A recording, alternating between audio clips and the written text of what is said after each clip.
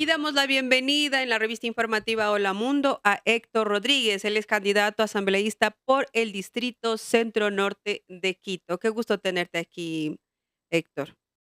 Muchísimas gracias, Amanda. Un abrazo a la distancia y pues a las órdenes.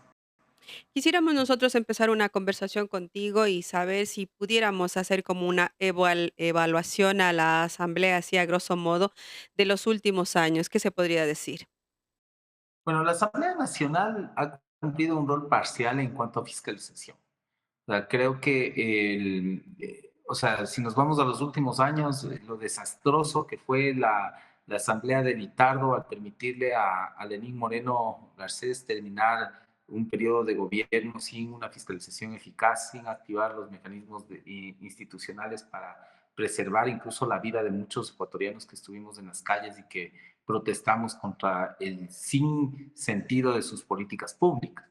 Por otro lado, debemos decir que en el gobierno de Lazo también hizo digamos, un sinsentido de esa obsecuencia que tuvo con la lógica misma del manejo de ciertas leyes que se aprobaron en nombre de la gobernabilidad en un inicio, ¿no?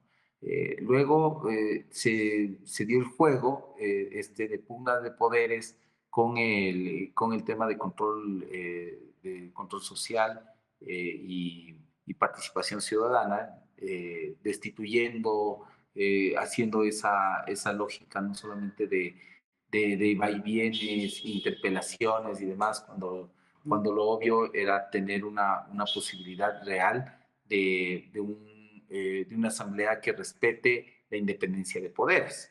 En la última asamblea, si bien esto puede sonar a autocrítica, igual los primeros 6 cuerpos legales que se aprobaron por vía económica urgente, so pretexto de una lógica de gobernabilidad, fue la carta blanca para que tengamos un descalabro absoluto en la economía, en la seguridad y en los servicios sociales. Entonces, digamos que la Asamblea, más allá de activar ciertos mecanismos de fiscalización, sí nos quedó debiendo mucho en cuanto a su producción legislativa.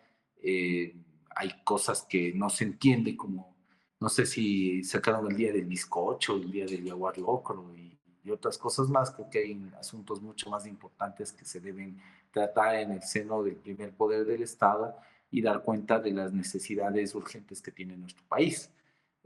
Hoy, a puertas del final del receso legislativo, creo que hay leyes y una producción de leyes que si bien es cierto han sido vetadas, algunas de ellas como la ley de culturas, la ley de protección del emprendedor joven, esta Discapacidad. ley eh, o sea, son muestras también de que hay una producción legislativa interesante, pero del otro lado el colegislador termina siendo una piedra en el zapato para el desarrollo del país.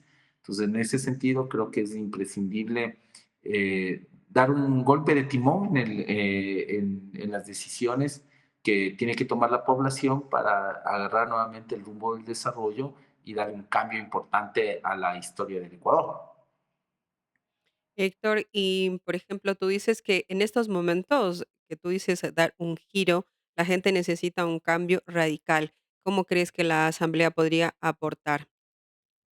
Bueno, dando un marco normativo importante para, primero, una ley económica urgente que nos permita bajar los costos del dinero, es decir, regular a la banca para que podamos tener acceso a capitales frescos, que se repatrien los capitales que están en los paraísos fiscales y hoy por hoy no sirven para el desarrollo del país, que nos permita en varias cosas, ¿no?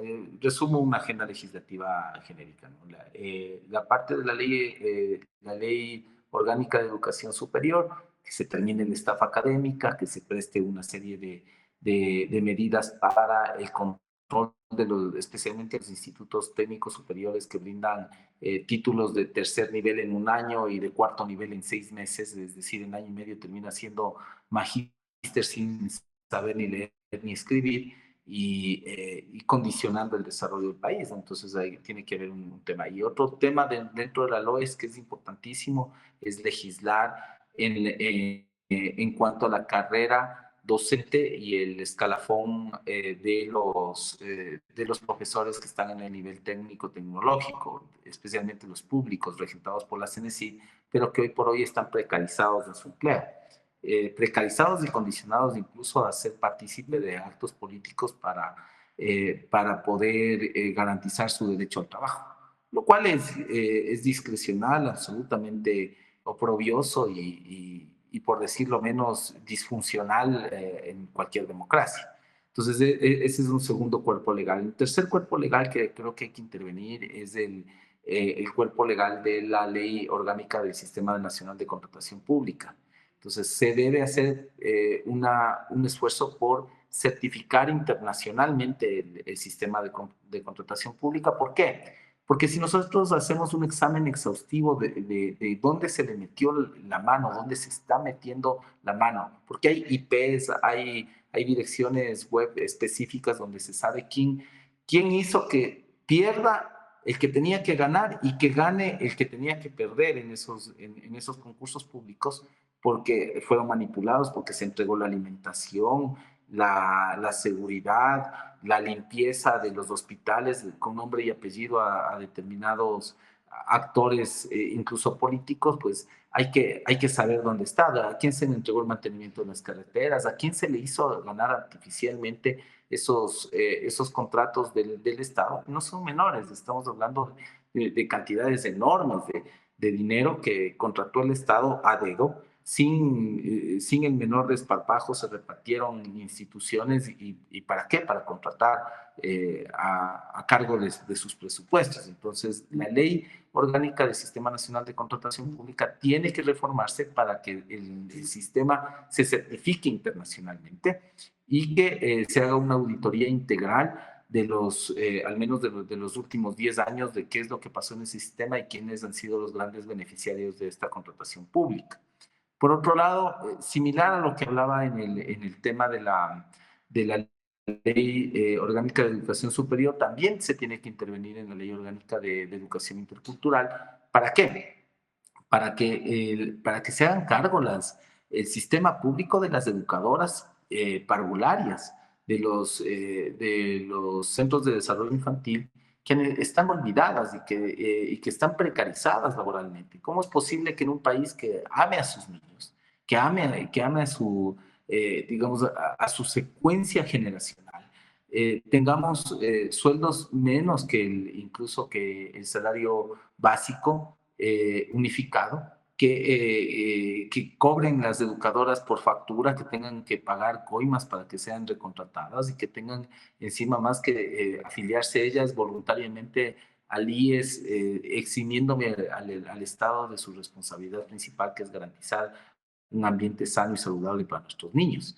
Entonces, ese es un espacio donde también se tiene que garantizar una carrera y un escalafón a las educadoras y los educadores que cuidan a nuestros niños en la niñez. Eso tiende a generar un ecosistema armonioso de normativa que nos permite hablar de un revivir del Ecuador. Por otro lado, se tiene que hablar, y muy necesariamente, se tiene que hablar de leyes en relación con el aparato productivo, una reforma a la ley del artesano, una ley que hable del microemprendedor, del pequeño emprendedor, que son el 94% del tejido empresarial ecuatoriano, que no tienen una ley del caso y que los emprendedores de nueva cuenta tienen que tener un suplicio a la hora de empezar un negocio de nueva creación. Eh, si tú tienes 10 millones de dólares y vas a meter tu capital en el Ecuador, te eximen del pago de impuestos, te eximen del pago de una serie de trámites y tal. ¿Por qué? Para el grande sí, para el pequeño no. El pequeño también tiene que tener esos estímulos y tiene que tener la posibilidad de que el Estado cuide, lo incube y genere los estímulos necesarios para que el pequeño emprendedor pueda subsistir en ese denominado Valle de la Muerte. Entonces, estos son, digamos, algunos de los cuerpos legales que Ujú. caminando el Distrito Metropolitano de Quito, caminando la jurisdicción por la cual yo me estoy postulando a la Asamblea, hemos visto como más que necesarios, urgentes. Habrá otros cuerpos legales que la agenda legislativa los identifique como prioritarios, pero al menos de lo que tengo recorrido, pues esos han sido algunos de los clamores de la gente. ¿Crees que la Asamblea Nacional necesita una reingeniería? Porque vemos que llegan bancadas de todo tipo, de toda procedencia, claro, con todo el problema de los camisetazos y los problemas de disputas también ideológicas y de intereses personales. ¿Tú crees que qué debería cambiar dentro de la Asamblea para que se respete la institución? Porque está en estos momentos en una crisis de esta institución. Eh, yo, yo creo que se debería retomar una reforma al Código de la Democracia en la cual se impidan los camisetazos, por ejemplo. O sea, que esa ley que vetó con doble intención el presidente saliente, el mentiroso de Carondelet, tengamos realmente una reforma a la ley de elecciones y obviamente a la ley orgánica de la función legislativa en la que se impida que haya legisladores de alquiler. O sea, creo que ese fallo moral hay que corregirlo y es importantísimo darle cuenta de aquello al pueblo ecuatoriano. Segundo, hay un clamor ciudadano que se tiene que poner en discusión, no sobre el número de asambleístas o sobre la bicameralidad de la función legislativa, no, sino del tema de la representación, ¿no? O sea, qué tan pertinentes son los distritos electorales, qué tan pertinente es si es que estamos hablando ya de jurisdicciones que en la práctica no tienen sentido cuando vamos a discutir problemas nacionales. Bueno, es varios de los temas que se ponen en crisis cuando se habla de la función legislativa. Por otro lado, hay que reconocer un camino que está trazado por la institucionalidad creada en la Constitución, y la Constitución realmente tiene ahora, después del Trujillato, una serie de grietas que hay que ir corrigiendo. Por ejemplo, el tema del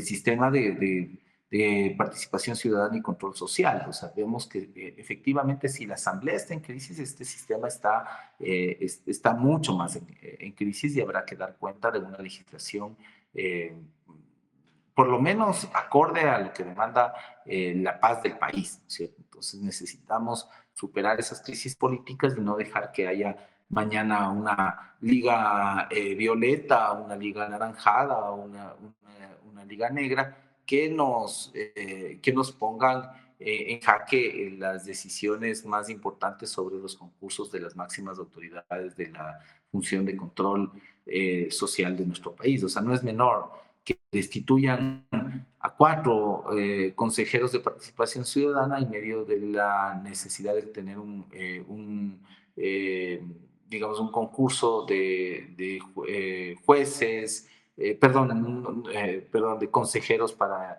el tema de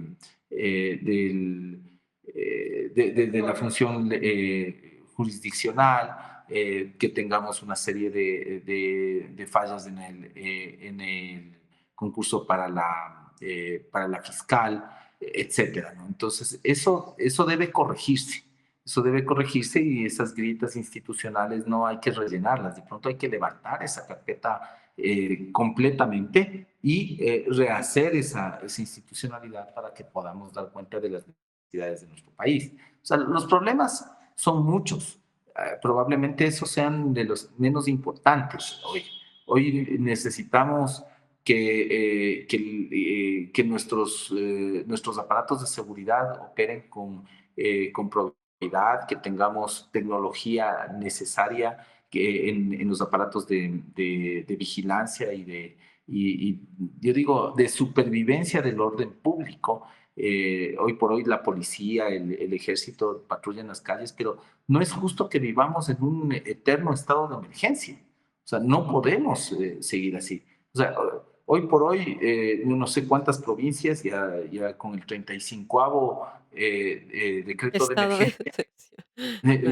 estado de Ujú. excepción, el derecho a la libertad de expresión, el derecho a la libertad de asociación, son prácticamente borrados de la institucionalidad del Ecuador, y eso se pasa por alto. O sea, a nosotros ya se nos ha hecho cotidiano de que no tengamos los derechos humanos básicos consagrados en la Carta de Derechos Humanos de las Naciones Unidas, simplemente por el hecho de vivir permanentemente en estado de excepción. Entonces, eso debe cambiar. ¿Y cómo cambiar? Pues, o sea, con una legislación adecuada. ¿Cómo podrían ayudar las normativas en un estado o en un gobierno donde no las cumple? Por ejemplo, ¿cómo podría ser el aporte de la Asamblea Nacional para disminuir la delincuencia o disminuir el problema de inseguridad en el Ecuador y todos los problemas que le dejan el país, falta de empleo, problemas de los apagones y toda una serie de crisis que está ocurriendo dentro de nuestro país? Recuperando la legitimidad de la función del legislativo de fiscalizar. O sea, si nosotros no recuperamos esa legitimidad, que es retroalimentar al poder instituido, al poder ejecutivo, con las verdaderas necesidades que tiene el pueblo ecuatoriano, difícilmente vamos a poder construir una sociedad más armónica.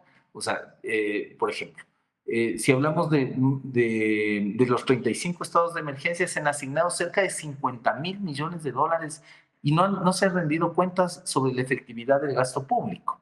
Entonces, Ujú, yo me pregunto, ¿qué otra institución fue acreedora a una cantidad enorme digamos, de recursos, de dólares, al final que fueron invertidos sin un solo indicador que refleje un progreso importante en la gestión pública? O sea, vamos a tener el peor mes en desempeño de seguridad, porque ha sido enero el más violento de la historia del país, 700 muertos, y en lo que va de febrero tenemos ya, ujú. 12, 13, ujú, sí, sí. ya 12 por un lado, 14 por Ujú, otro, las muertes de Jipijapa, lo desgarrador. O sea, ya nos estamos acostumbrando a oír noticias no de crónica roja, sino de absoluta vergüenza nacional. Y si no somos capaces de fiscalizar ese ejercicio del presupuestario y ese ejercicio de políticas públicas, definitivamente estamos perdiendo el año como sociedad. Entonces debemos recuperar nuestra capacidad de fiscalización y de retroalimentación del poder público desde la Asamblea Nacional.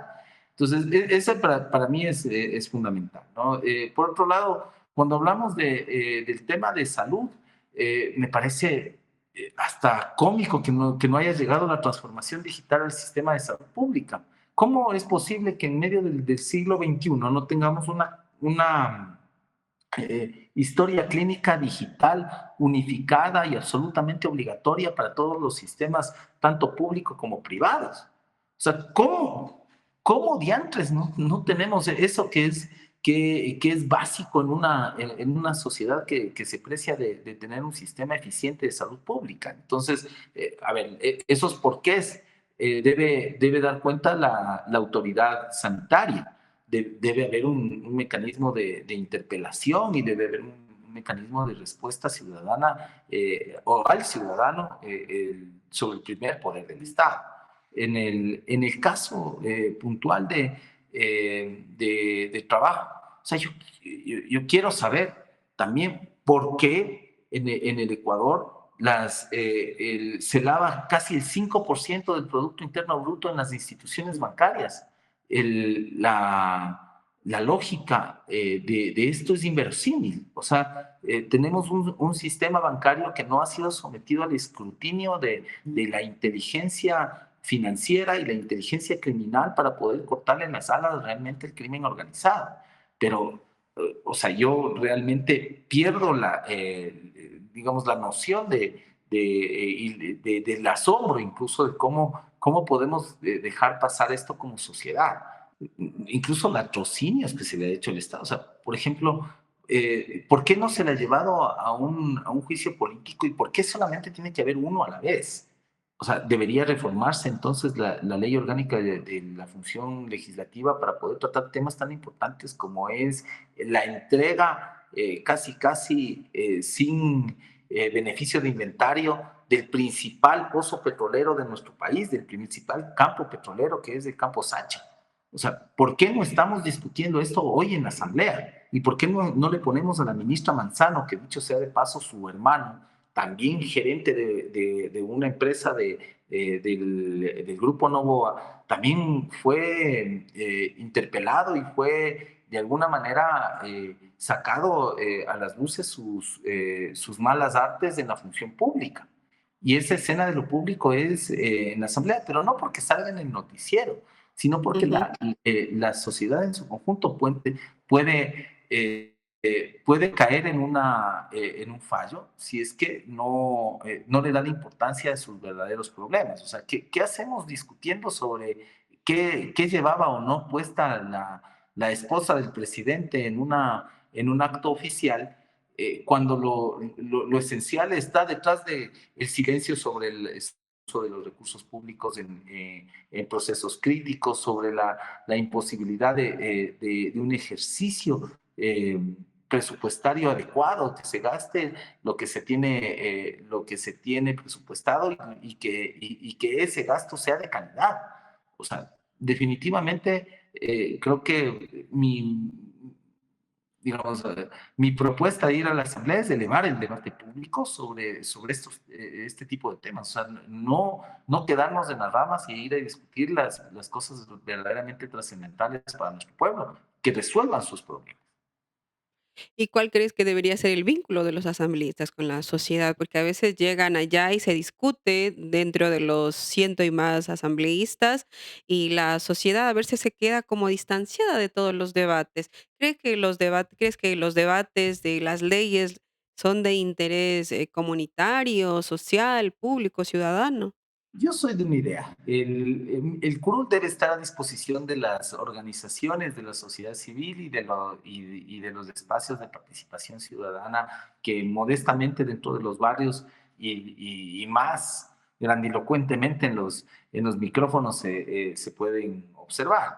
Yo particularmente digo que el asambleísta del norte de Quito debe despachar en las casas barriales al menos una vez por semana y debe rendir cuentas de manera permanente a las organizaciones de base. Por eso es importante ir a obedecer un mandato popular y tener un raigambre, un raigambre de las luchas sociales y de los verdaderamente soberanos, que son los representantes del pueblo. ¿Cómo te ha ido durante esta campaña? Un poco ya para cerrar, ¿cuál es la aceptación del movimiento progresista de la ARC en Quito? ¿Cuál es tu mirada? Yo con mucha alegría, porque no ha habido barrio donde no hayamos podido al menos presentar la propuesta, hemos sido recibidos con abrazos, con mucha algarabía en otros lugares. Yo me quedo con las palabras de los líderes comunitarios que nos piden una representación efectiva de sus intereses, que nos piden una valoración de los problemas y que reclaman una cuota de representación popular en el espacio institucional. Así que yo no me quedo con la parte alegórica de propagandística, de pega tu campaña aquí o pon tu cartel por acá o hagamos la caravana por allá, o puerta a puerta de aquí, el TikTok por allá, no. O sea, yo creo que lo más importante de esto es saber dónde están las problemáticas, cuáles son las soluciones que piensa la gente y trasladar esas ideas de la gente hacia la Asamblea Nacional. Muchísimas gracias, Héctor, que haberte tenido aquí. Qué gusto conocer también tus ideas y tus propuestas. Muchísimas gracias, Amanda. Un abrazo enorme a la distancia, recordando tiempos juveniles de luchas sociales, de luchas comunes, y me alegra mucho el que estés al frente de un medio de comunicación de este tipo con gran acogida en la gente. Gracias, Héctor.